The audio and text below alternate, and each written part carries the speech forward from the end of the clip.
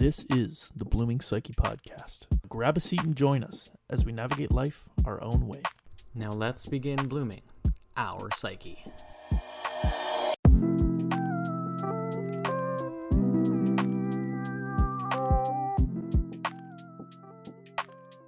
What is a situation that you find yourself in that you're reliable, or not reliable, that you are reliant on someone or something? Okay.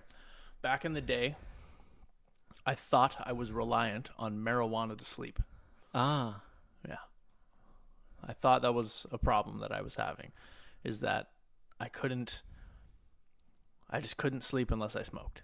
And I gave myself this false narrative that told me, if you don't smoke, you're not going to be able to go to bed. You're not going to be able to sleep properly tonight. You're going to feel like shit, which in fact is the complete opposite. Of course. You sleep worse if you're high before you go to bed. You don't go into that nice deep REM sleep quite as easily. There's a lot of different factors. But I thought I was reliant on marijuana to help sleep. Well, you were for a period of time. Well, yeah, essentially I was, because I believed it. Yes. Right. It's not a key factor. It's not saying that I was actually reliant on it. It was just the placebo effect of, I think that I need this to sleep. But I never needed it before I started. So it's like a false narrative. Yeah, exactly. Right. And that's kind of what I think everybody has. Yeah. Yeah. And there's many things that we cling to in that way. Like, for example, even just like our phones. Like, some people feel like when it's away from them, it drains them. And then when it's back with them, they get recharged. Whereas I'm the opposite. Like, I definitely get sucked into my phone. Don't get me wrong, but it's not a reliance thing. It's just a habit thing. It's not like I'm feeling like, oh, I need my phone right now. Or I don't panic when I forget it somewhere, or when I don't have it. I'm just like, well, it'll turn up. It's not a big deal. Somebody will call me at some point and I'll hear it, and that's fine. I'm not going to go digging around for it. But if it's there, then the habits sets in. Yeah. But yeah, it's the enabling factor. Yeah, exactly. Like, I definitely can understand why so many people feel that reliance on that thing, because that's their social connection, even if they're not using it for necessarily social connection. Some people believe that watching YouTube is social connection, which it's not. It's not at all. You're watching somebody else's life effectively, or something that somebody else is doing. It's a simulation of social connection. Yeah, it's virtual reality. Yeah. It's not real. Okay. So then, kind of side tangent, arguably, is it real if you feel it, or is it real if it happens literally? So I have a very I have an opinion that not very many people agree with on this, and what feelings are. And a lot of, like, feelings are real. Of course. But they're not. Yeah. To me. Okay? So I understand that feelings are created from chemicals and such like that happening in your brain, and different brain waves, and you can wake up feeling a certain way. But I am of the belief that feelings are not real, in the fact that they alter reality. They change what you're actually experiencing. I see where you're getting at with this. It's like a still pond is the reality, but the moment that something makes an inflection on it, it's an alteration, like a twist in the mirror. As soon as you throw a rock into that lake, into that still lake, there's ripples, right? So if you feel like down and upset, and you've been, let's just say you've been being really good to yourself, and you've been going for runs every day for 2 weeks, but you wake up and you just feel miserable, or somebody around you makes you feel a certain kind of way, and then you start to say, you made me feel this way, and because of this, now I don't want to do this thing. I don't want to go for that run because you caused me to feel this. Okay, well, where I would argue is that you are feeling this certain thing, maybe from something that I've done that you've allowed to affect yourself. But now the feelings are the thing that are altering your desire to go for the run. You still have the ability to go for the run, but you're choosing not to because of your feelings. Yeah. If you were happy and in a great mindset and you were continuing, then you might be more inclined to go for that run. Okay. Because you know that it's good for you. But when you're feeling down, maybe you won't want to go for the run. Maybe you won't want to clean your house. Maybe you won't want to do this and that and the other thing, because the feelings are set above the priorities in those moments of intense feelings. Mm-hmm. Yeah. And that's one of the reasons why I don't believe that feelings should be considered as reality. Interesting. Okay. So then what is reality without feelings? Because the thing that is still part of reality that represents an element of it that interacts on a, let's say, a wavelength or a field that we don't necessarily recognize per se in that way, which is like the heart, right? Because it's the one that represents those feelings, right? Like you feel the connection in that way, right? It's like it's just, I don't really know how else to explain it, but it's like produced by like the innate connection to something. Right. And I feel like the heart somehow represents that. Right. So if you don't have the feeling aspect, are you not able to see an element of that so-called reality that encompasses this feeling, but isn't, the feeling doesn't do enough justice to represent the whole? So let me try to delve a little deeper into what I think here and how I feel about this. Okay. So I think the world would be a completely different place if we didn't have feelings. Oh yeah. Obviously. Yeah. Right? Because there's the feeling of, oh, I need to change this thing. But let's just consider the idea, because love is an idea, right? Love is it is an idea that has been turned into a feeling. Yeah, so you see where you're going with this. Okay. Yeah. So I was asked recently, do you did you saying that you love me mean nothing? Like the first time I ever said it. Okay. Does that mean nothing? Is that not real? Are those feelings not real? And I said, okay, I understand what you're saying. I think the feeling of love for you changed the reality for me, because there was a strict moment where I didn't feel that feeling of love, but now I do, right? And then now my reality has changed because I didn't love this person originally, but now I do. Yes. It's not necessarily... yes. Yeah. It's still the alteration of the aspect that is still true. Exactly. Yes, it's still the alteration of the aspect that's true. That's exactly, and that's how I think about pretty much everything that has to do with feelings. Because no matter what, it's like, okay, let's just say I say something kind of offensive to you, okay? And then you get offended by that, and you don't like the feelings that you're feeling because of the thing that I said. Yeah, so I project my anger back at you. You project your anger back at me. But what if I said something nice? Then I would reciprocate. Yeah, I would respond in the same passion. Exactly. So it would be the same. It would be different.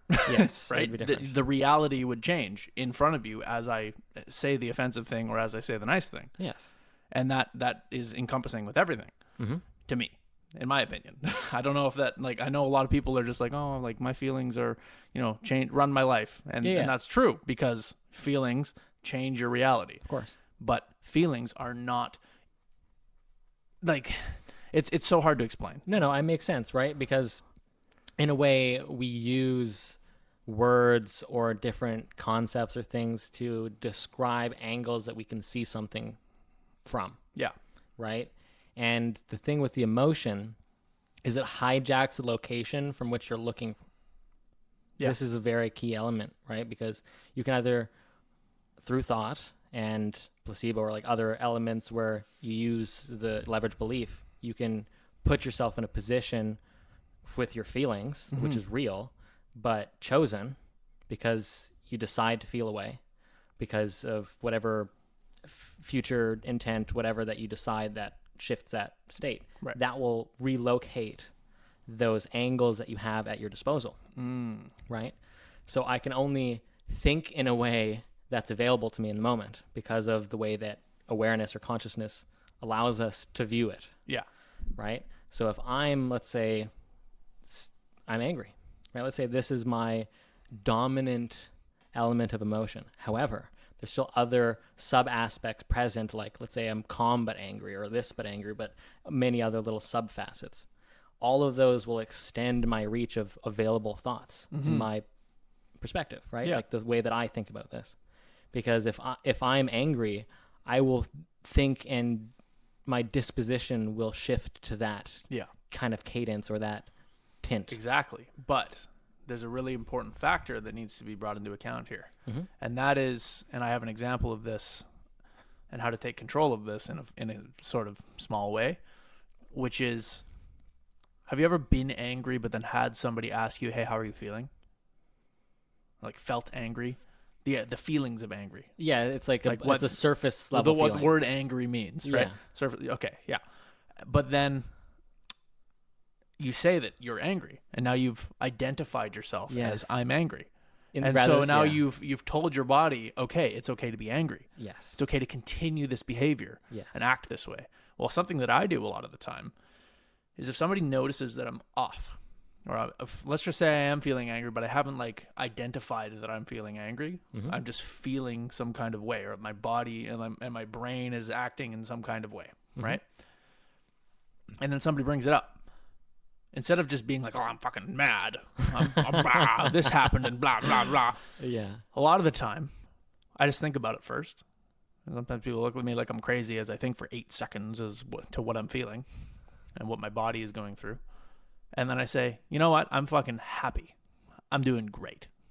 And then everything just changes. It's like a wave of new comes over me. Yeah. Because recertified that belief. Exactly. So now that becomes the new belief. You can still feel those feelings, but you can still put them away. You can put them somewhere else. You can decide, oh, this isn't worth my time right now. I can attack this thing later. I'm going to put it over there for now. Or maybe it's just something that can go away. I don't really need it right now. I'm going to be happy. I'm going to be this different thing, which to me shows that feelings are more in line with the word that means the feeling. Okay, well, hold on. You said it, I choose to be happy. Yes. In what ways are you allowing that to be real? Is it a remembrance of the confirming factors of things that you're grateful for, or you're thankful for, that you love, or that is present with you, or like your place in things, or like your intents, or you're like what you've done? Like, what are you allowing your mind to reoccupy a space that agrees with this, so your heart can say yes with your mind, and then you feel that thing for real? You see, my process is very different. Okay. It's so simplified. I understand what the principles of the words mean. I understand what the objective meaning behind the thing is, the feeling. Okay, it's the familiar. idea of the feeling, exactly. And I know what those things do to people in certain instances. Like, you get so angry you punch a hole in the wall. Well, I'm never going to get myself to that point, ever. It's never going to happen. It's just not. Because if I give myself the opportunity to think about it, because I can still cascade. I can just go down some fucking rabbit hole of frustrated, but not think about it. And if I don't think about it, the thing's just going to do its thing. Yeah. Right? If I interject that, and then I think, interrupt, I don't need to feel this way. Yeah. Well, what's the way that I would prefer to feel? This way. Okay, I'm going to feel that way. And then I'm just going to, maybe I'll change my surroundings for a moment. Maybe I'll go step outside and just go take a deep breath of fresh air and be like, no, it's not all that bad. Great. But I don't need to think, okay, what does it entail to be happy right now? What do I need to do to be? No, I just need to change my scenery and say, is this the thing that I really want to be feeling right now at this point? Is this the thing that I really need to identify myself with? Okay, so you're observing and you're looking at it in a way that you can say, okay, this is that. You've kind of reviewed where you're at, where you're feeling it, like, why am I feeling this way? And then the moment that you notice the sensations or the feelings, you realize the potential silliness and why you feel this way. So you're gonna say, oh, it's not as important as my body is making it out to be, because I've judged it in whatever place I'm at now, that it's not necessarily a dominant feeling that I need to feel. I'm gonna put that aside. And then to feel happy, you still have to have that be recent, or have something that you can relate to, so you can bring back that familiarity, right? Because it's either you're going to go back to your neutral, which may be poo, Yeah. or you go back to a neutral, which is neutral, or a neutral that's happy, right? Like it depends where you're going to deviate from when you release that feeling. Yeah. Or even maybe you're not even going to be able to put it aside because it dominates your mind. Yeah. And usually the only time I can't really put it aside is when there's external conflict that interrupts my interruption of myself. It's constantly in your face. It's constantly being put back, Yeah. right? It's like somebody's manually picking that thing up that you just put down over here and then putting it right back in front of you. Yeah. It's like when you're a kid and you don't want to eat your fucking oatmeal, but your mom is like, no, you're going to eat the fucking oatmeal. And she keeps putting it back in front of you. And it's super frustrating because you put it away 8 times and then she put it back in front of you. And then, like, you're not eating anything until you eat the oatmeal. Well, you're trying to avoid the problem. Yes, absolutely. But when somebody's constantly putting that back in front of you, Yes. whether it's in an argument or So you whether have to solve it's the problem. this, that, or the other thing. Now, yeah, exactly. You have to solve the problem, or you need to excavate or move yourself away from the situation in that moment to be able to clearly think and bring yourself back to whatever your neutral is or whatever you want to be. Yeah. In, right. But again, I don't really think about what is the feeling of happy. No, I just have neutral. I'm going back to baseline right now, which is I'm not going to feel any certain kind of way about this thing, and I will be content with what is happening around me. This is fine. Everything is okay. That's my thought. Yeah. Essentially. So, and that's where I feel like happy is an enigma. It's like God. It's like many other words that have so many meanings, it's meaningless. You know what I mean? It's one of those super diluted things that are useless to say. However, I will note that instead of saying positive is the same thing. Like there's so many meanings that are almost meaningless because people attach things that are real to them, but not, like we said, reality. Right? So in a way, if I could instead swap it, joy is closer because it's the arrival of the sensation, right? It's the thing that accesses the feeling. Yeah. Right? And that's to see it in a way, which is why it always comes back to perspective, because that's the thing that's enabling the arising of the thing in the first place. Yeah. Right? And I think that's where that interruption comes in, right? The thing that will allow you to kick out of wherever you were is the realization puts you in a new perspective. And then the moment that your new perspective, which is separate from where you were thinking, but you have to have a new perspective that you've kind of set, like a safe space in your brain, so to speak, right? Like let's say that could be just like happy times that you remember. Yeah. Right. So whenever you're distressed, you just remember the happy times. You feel grateful, and that shifts your perspective. Totally. And I could see how that would be helpful for the majority of people. Even myself, like there could be instances where I have used that and just not really thought about it. Yeah. But most of the time, it's just, this isn't what I need to be feeling right now.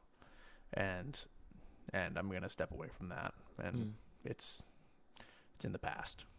Okay. That's kind of like, so what if that feeling was trying to inform you of something that it can only speak to you in a way that you can feel? okay. So the way that I think about that is the feeling of lacking, and those feelings that are, you could be better than this. Yeah. Those are the ones that I can't ignore. No. But Those those are are the ones- necessary. They're necessary. Exactly. Yeah. And so thinking of like those being the necessary thoughts, the necessary ones that are trying to kind of pick you up and get you moving, right? Those ones I don't put away. I let them fucking rain over me because I need to. That's just necessary for me. I need them to constantly be on my ass because that's kind of how I recalibrate back into a more productive manner that I want to actually be in. Okay, so it's basically like lines that you've drawn that illustrate your discipline and the things that you've kind of compartmentalized into that discipline. Yeah. Yeah, for sure. Right. So I almost have categories of matters that are worth my time. Right. So I woke up on the wrong side of the bed and I'm feeling a certain kind of way right now. That's down here. That's way down at the bottom of the fucking totem pole. I don't give a shit about those. Yeah. Right. It's just like, okay. You realize it's just a nuisance thought. I'll deal with it. as soon as I recognize it, it's just like, okay, that's not something I need to feel right now. Yeah. If I don't recognize it, and you know, I just keep acting in that way, and then usually what happens that is the most negative thing that can come from that is I'm feeling that way, and then my partner will then kind of get like grouchy because I'm feeling that way, and then that just kind of like turns into a snowball, right? Which is, it's never helpful. Yeah. But if I can notice it early enough, and I can just like pick up on it, like usually it's when I'm in that groggy first 15 minutes of waking up, and I'm just like kind of getting into the swing, and then after that 15 minutes I recognize it and I'm like, okay, I'm good to go. Like we're just back into it. I think it's a good thing to point out, right? Because just like we were mentioning, the way that your emotions dictate like the kind of angles that you're able to view something, right? Because that's like the feeling that's present, right? It's oh fuck, I just lost my thread. No. Oh god. Feelings dictate. Yeah, no, it's gone. It's fine. It's gone. Okay. Anyway, so that was the bottom of the totem pole. Yeah. Right. And then I have things that are like those feelings that are involved with the external. Yeah. If I'm just doing 3 layers here, the things that are involved with external life. So let's just say my boss is stressing me out, or my partner's stressing me out, or, you know, I'm constantly getting all these things happening that are causing me issues that are making it physically hard for me to put down and walk away from. That's when I try to take the most logical approach I can to quench the fire and deal with it, which sometimes with some people is not the right thing to do, and I'm still kind of learning how to handle it's certain like putting situations. water on oil. Yeah, literally, like it just doesn't do anything, right? So it makes it worse. Exactly. So it's just like I'm still learning how to handle these situations. And then there's those at the very top, there's those ones that are like my brain that's just like, hey, what are you doing when I'm sitting down on my phone, you know, not doing much for 25 minutes, and then my brain's just like, hey, what are you doing? What is this time wasting bullshit? Yeah. It's like I've almost created some, because like you really don't think about it, but you give power to a voice. Yeah, but like what happens if you get chased by a bear? Fear response. It depends what bear, but doesn't fucking matter. Bear is chasing you. It doesn't matter what kind of bear it is. Oh, if you're already running, like you're running, and a black bear is chasing you, and it's wants stuff. Well, you're running away, and the black bear is chasing you. What is your response going to be? It's going to be a fear response. Yes. It's going to be either fight or flight. Get the fuck out of there. Yeah. Right. So that's kind of the same that I've had to, like, that response that I've had to give to being on that phone for too long. I've had to almost give it a manual danger sense. Yes. Like, because when you're on your phone, you don't think about it. Your brain isn't in danger. It doesn't think I'm in danger right now. Well, no, it's also not good, because it's worse than gambling, because it is constantly giving you dopamine, even if you don't fucking win, because you don't have to win. You just have to touch it. Yeah. Right? Yeah. So in reality, if you want to interrupt something like this, it has to be equally as negative as it is positive to interrupt that flow. Right. Not in a way that's necessarily negative, but in a way that you can have a higher priority than the net benefit. Yeah, totally.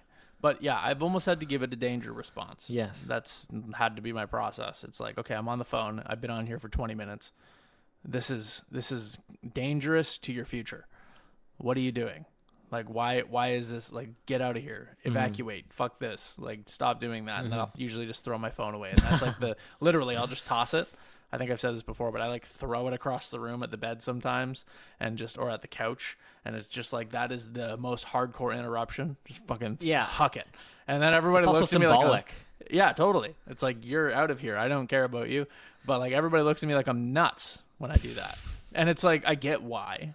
Because everybody is addicted to their phone, and they're just like, why would you treat your phone like that? Like it has feelings or something. But it's just like, that's what they tell themselves when they're trying to put the phone down, and then the voice that you had, another voice that's countering it, is too loud. Yeah. Right. And it's just telling you, oh, it's fine, just a little bit more. Oh, that was interesting. Oh, what was that? And then you get lost again, because that starts overriding your own thoughts. Yeah. Right. And then you become consumed by it, And then at some point it becomes your thoughts, and then you no longer remember what your own thoughts were, and now you become your phone. And then now you're on super quick, tiny, fragmented memory space, and then your memory's fragmented because you're watching fragmented things. Yeah. It's not necessarily entirely so, but it definitely occupies a space of your mind that is entirely addictive. Yeah, which then causes that reliance. Yes. Because then you become so addicted to it.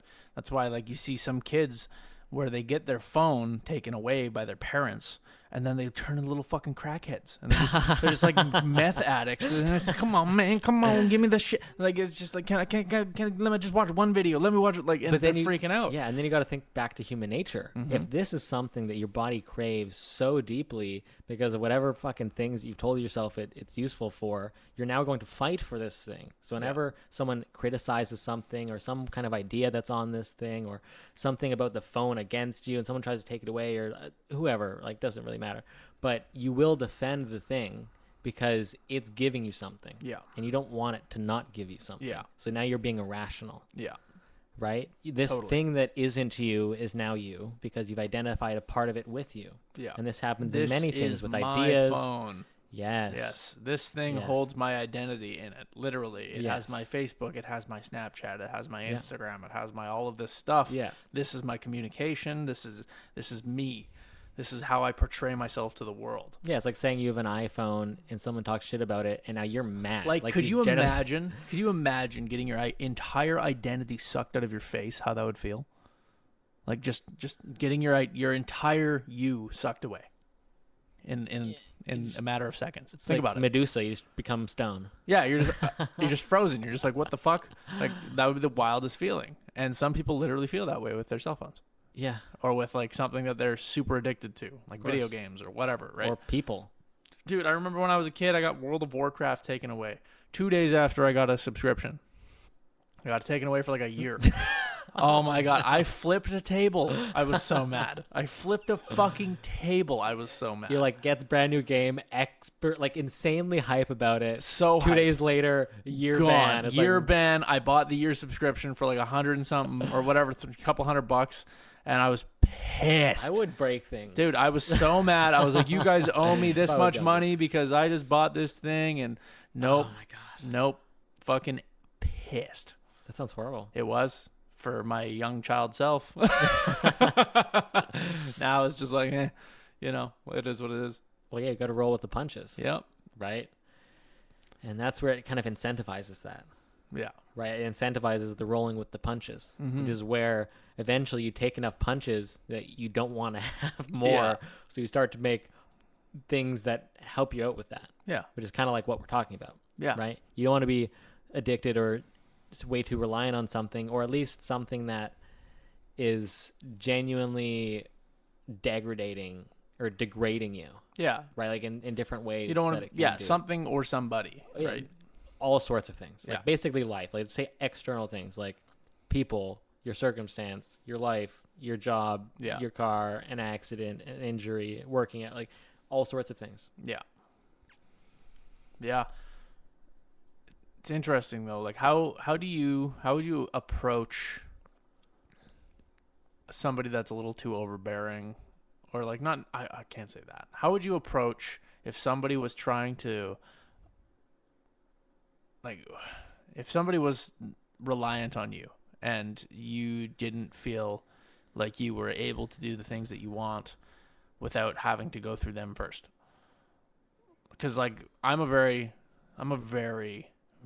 like like solo person in general. Independent person in general. Yeah. Like I don't feel like I should have to go and get permission to do things all the time. Yeah. Like with everything that I do, or tell people where I am at all times. Like The only way is they have to believe, which is something that they need to know, which is not just information, it's wisdom. They have to process this thing or integrate this, which would be something that would allow themselves to be confident in the way that they're not. Right? The thing that they lack that's giving them that barrier, right. that they keep defaulting to someone who has the thing that they don't. They need to know what that is and build that. Interesting. So Right, and that's where that slow process is, because you have to hit enough walls where you hit the one that the same time enough yeah. that you realize you got to break through it. Yeah. or get over it or notice it and fucking deal with it. Yeah, exactly. Right. But, And it could be every single time you go to do your laundry, instead you don't, or instead you say you want to fold it every time, but you don't. yeah. Like, what are the things that are real that you notice every time and then turn away? Yeah. What are those?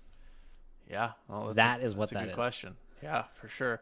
Like I'm even thinking about our friend before he got out of his relationship with that person that we can both think of, but with no names being said. Like, the person was completely reliant on our friend there every time that he would come home from working for 12 hours a day. Yeah. To do all of the chores, do everything, keep the house clean, buy food, buy this, buy that, pay for the pets. You're two people. And then also give all of the remaining time that they have when our friend was an introvert and liked to have a lot of solo time to this other person, and they were demanding it. Yeah, so and there's no recharge. Reliant. There's zero recharge, right? And I've felt that many times, right? Where I pretty much for 2 years, like, there's just no recharge. There's no opportunity to get that meter back to full and start draining that battery back down again at some point. Yeah, so you start operating at like 60, 70% because you never really get back up there. Like, you get, well, and then, like, keeping, like, I'm sure there's people that even are less than that. They're operating at 40% or 30% or fucking on just nothing. Like, they're just on fumes, right? And some people don't realize that kind of behavior, that reliant behavior on another person, has so much of a detrimental effect on that person if you can't be willing to give them space and just be you. Well, it's like an energy vampire is the way that it's been said in many cultures. Yeah, for sure. Like, somebody that just doesn't, I don't know if they don't comprehend the idea of that at all, or if they notice that that's a thing. Well, it's like you said with let's say a thought passes by you and you don't negate it, which means you agree with it. It's behaviors like that get accepted and cultured into that person's view of acceptable behaviors. Right. And then at some point, if it's not negated, it becomes demanded. Right. Because it becomes normal. Right. So, like, and boundaries are extremely important. Well, then it's like, okay, well, let's say you set a boundary after this has occurred for a really long period of time. Right. Well, now it needs substantiation. Like, it needs an explanation of why. Yeah. Right. And that needs to be clear. Yeah.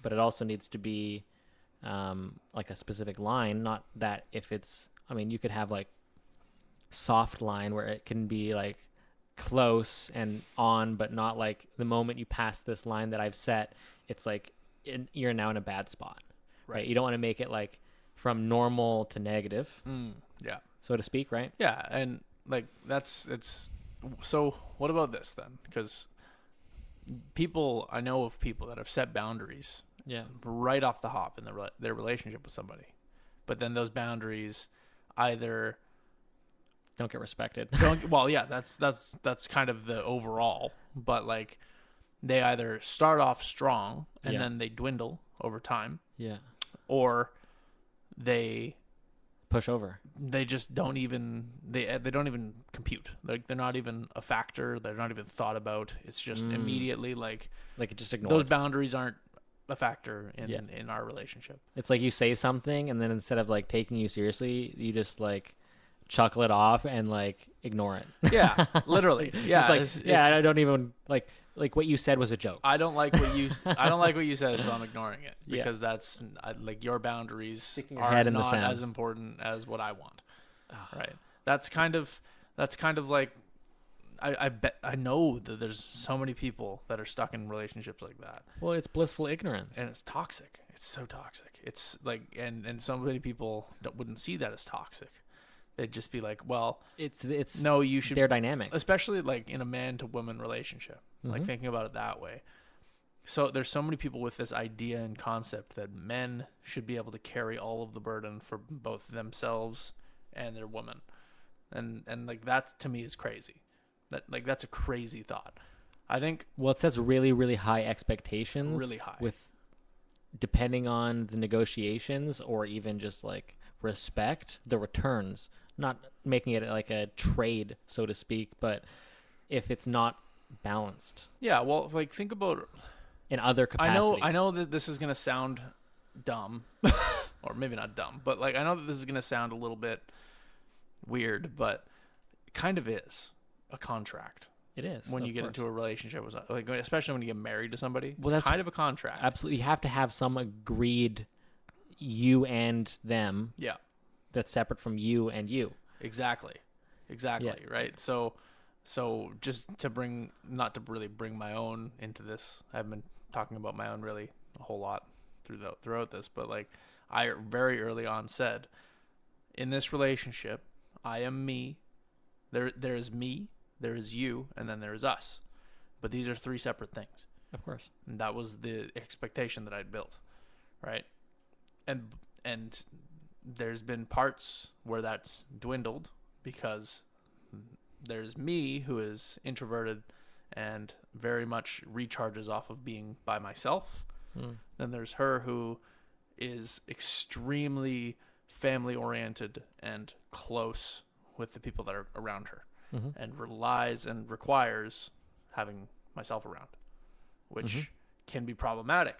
And I don't think she sees what's happening when it comes to how I recharge, because she knows what she wants, but I think has forgotten what I need, which is me time, to be me and to work on me, and to, but also then to be able to, now that I've recharged because I've been able to just be me and work on me, then put time into us, right? Whereas I think a lot of what she's thinking is, there is us, there is no me and him Or her.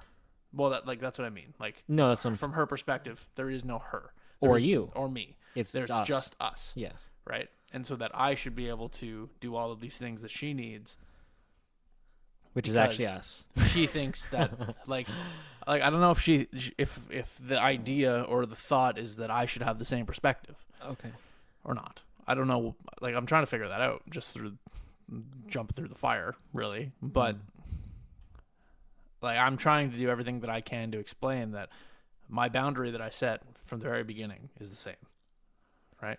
So I'm trying in a reliance aspect. In a reliance aspect. And you can't rely on me to always be available to carry burdens for everything. Like, for everything, I need to be able to focus on me sometimes. Yeah. And then, like, that's kind of the expectation. That's the dynamic.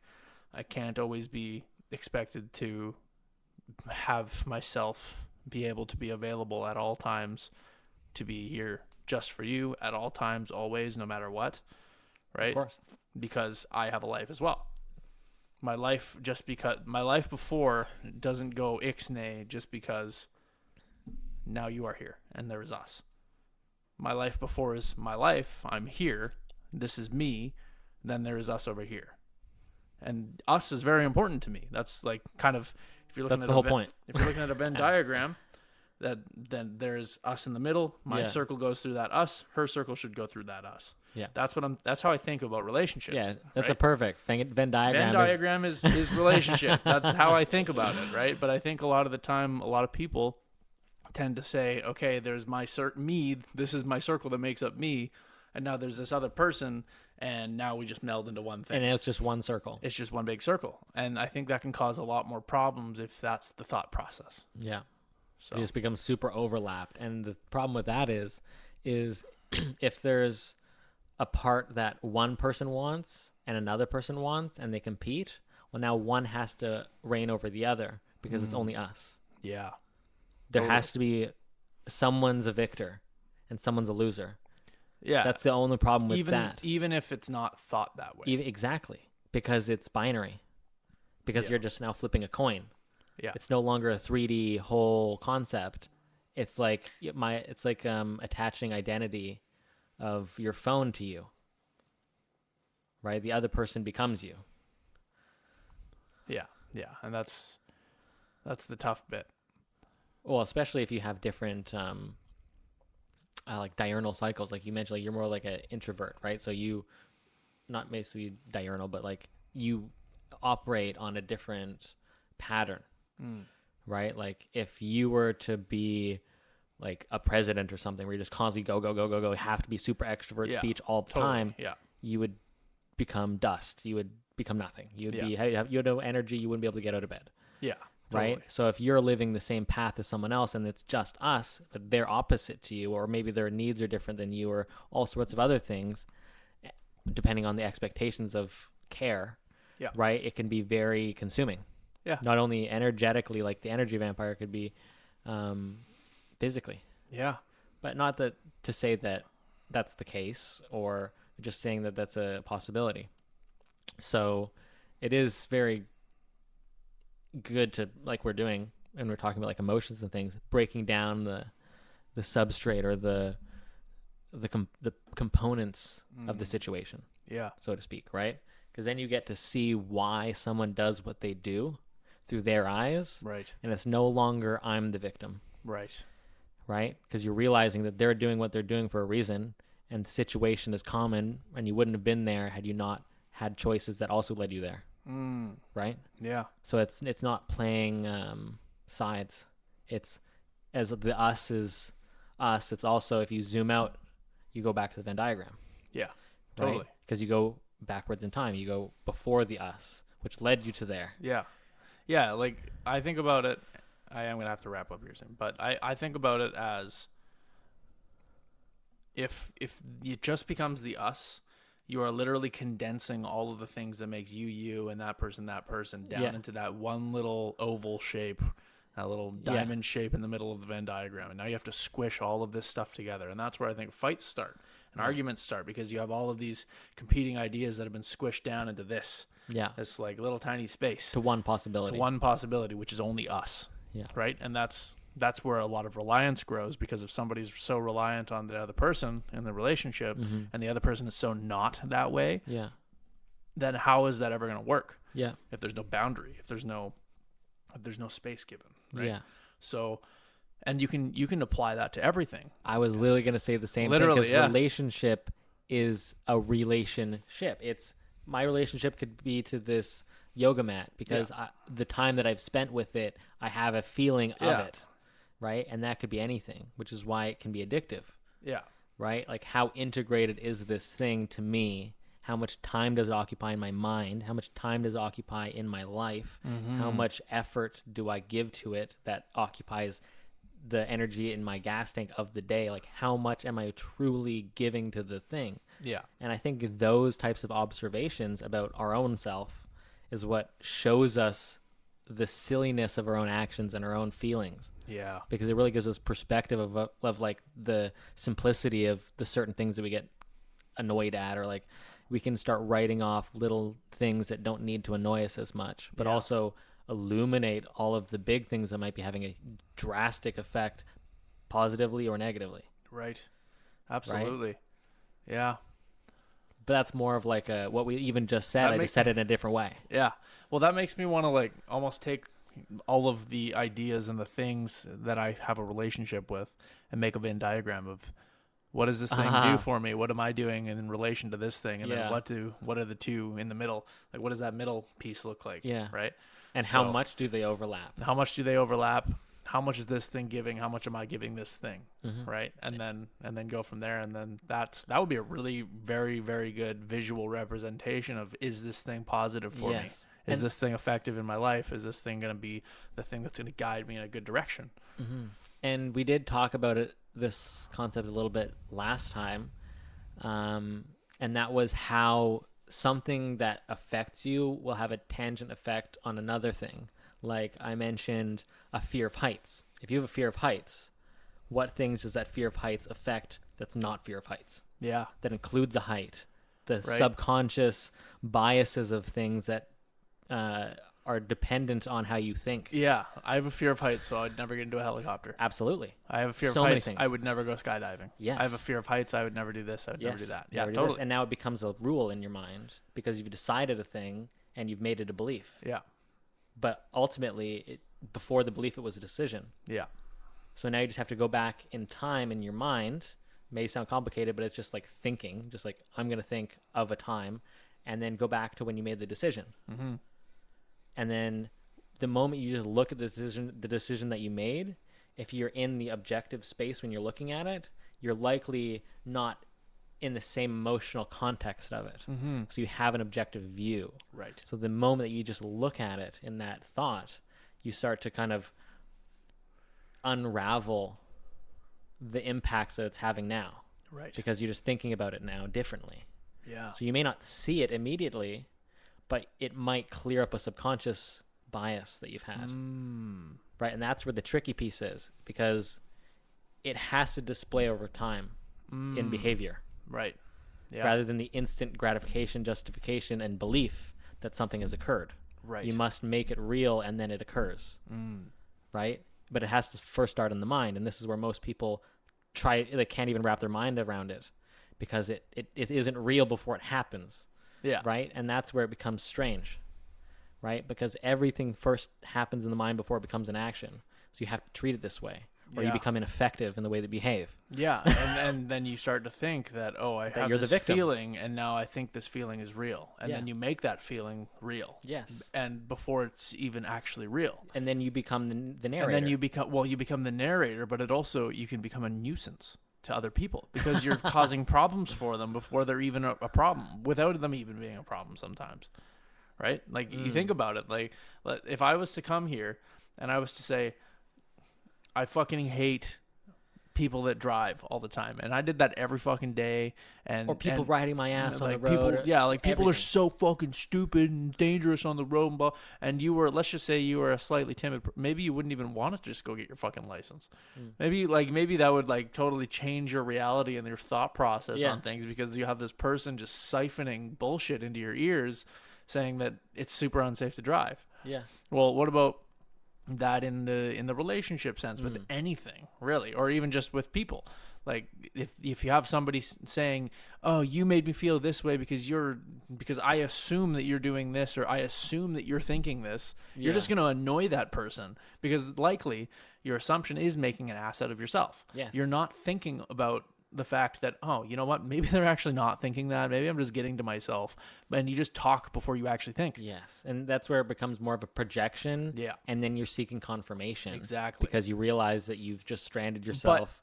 But the problem is, sometimes people do this so deeply where even if you tell them, no, that's not actually what I was thinking. Well, I was then they have thinking 17 But now they're like, thoughts. now they're just like, well, now I need to defend my position. I need to defend myself and tell that person, no, they are thinking that. They are feeling that. Well, they don't. Because I don't want to be wrong. No, it's. I don't think it's wrong. I think it's embarrassment. Well, that's true, I too. don't think they give themselves the humility to be wrong and learn in the moment. And I think this is another thing that comes from childhood. Yeah. Which is, I need to be good.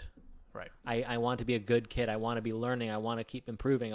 And that's where you can get too far with this, and it becomes an impediment, because you become petrified by not being able to do something. And if you can't do it immediately good the first time, you don't. Yeah. And this is where I found myself in, and I had to correct that. Right? Where I disabled myself through paralysis of the mind. Right. Right? Which is super real. Yeah.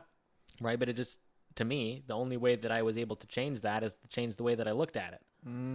Because I was no longer looking from a way that I had to be right first. I see. I don't care as much now if I'm wrong, because I realize that that's how I can grow. Yeah. Not necessarily just change, but grow.